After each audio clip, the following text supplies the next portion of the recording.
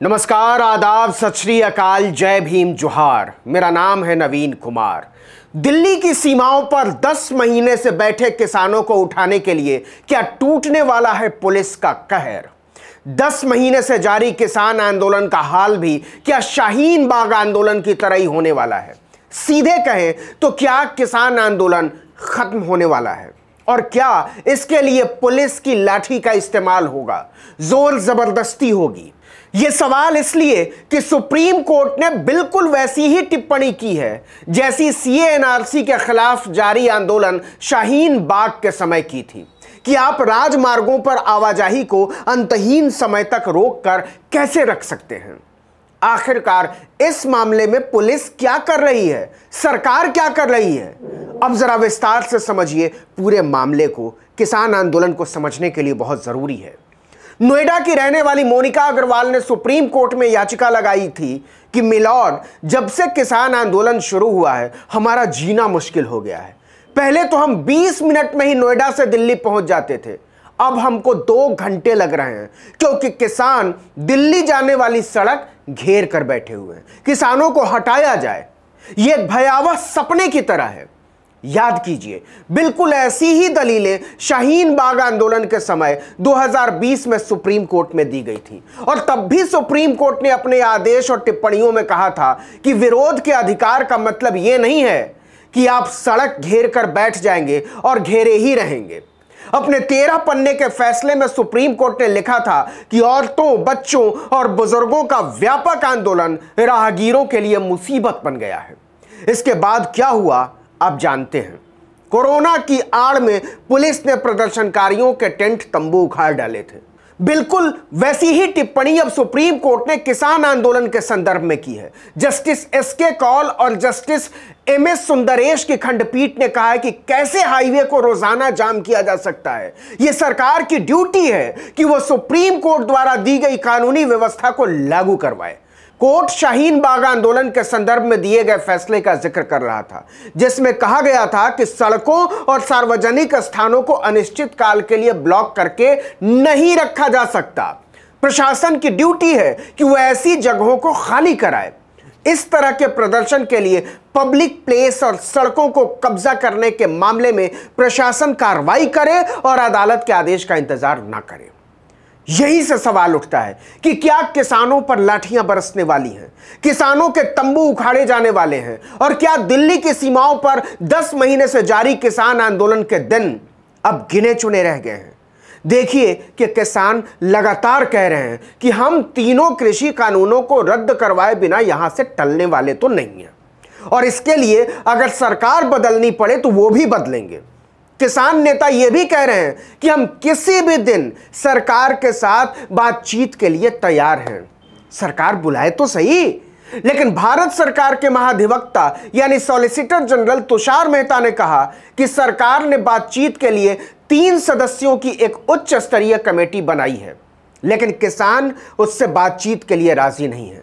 हरियाणा सरकार भी ऐसा ही एक हलफनामा सुप्रीम कोर्ट में दे चुकी है कि हमने आवागमन में हो रही दिक्कतों को देखते हुए एक राज्य स्तरीय कमेटी बनाई थी और किसान संगठनों को बातचीत के लिए बुलाया था, लेकिन वो बैठक में ही नहीं आए। यहां एक बात गौर करने वाली है। नोएडा निवासी मोनिका अग्रवाल की याचिका में किसान कोई पार्टी नहीं है, किसान संगठन भी पार्टी नहीं है, न किसान संगठनों का पक्ष सुप्रीम कोर्ट ने सुना है। सॉलिसिटर जनरल तुषार मेहता ने सुनवाई के दौरान मांग की कि किसान संगठनों को भी इस मामले में पक्षकार बनाया जाए, जिससे वो बाद में यह ना कहें कि अदालत ने उन्हें सुना नहीं। इस पर सुप्रीम कोर्ट ने कहा कि अगर आपको लगता है कि कुछ लोगों को पक्षकार बनाया जाना चाहिए तो इस बारे में औपचारिक अर्जी दाखिल कीजिए। आप अगर किसी खास किसान नेता या नेताओं को पक्षकार बनाना चाहते हैं तो आप इसके लिए स्वतंत्र हैं, लेकिन अर्जी में हमें यह भी बताइए कि आपने यानी सरकार ने अपनी तरफ से किसान आंदोलन से पैदा हुई दिक्कतों के समाधान के लिए अभी तक क्या कदम उठाए हैं, और यह भी बताइए कि किसानों के प्रतिनिधियों को पक्षकार बनाने से इस समस्या के समाधान में क्या मदद मिलने वाली है। हम इस पर विचार करेंगे, आप निश्चिंत रहिए। लेकिन इसके बाद सुप्रीम कोर्ट की त्योरियां चढ़ गईं। माननीय अदालत ने कहा कि हम चाहें तो कोई भी व्यवस्था दे सकते हैं, लेकिन इसे लागू कैसे करेंगे यह हमारा काम नहीं है, यह सरकार का काम है। अगर हम कोई निर्देश दे देते हैं तो फिर आप कहेंगे कि न्यायपालिका सरकार के काम में दखल दे रही है। हमारा ऐसा कोई इरादा नहीं है।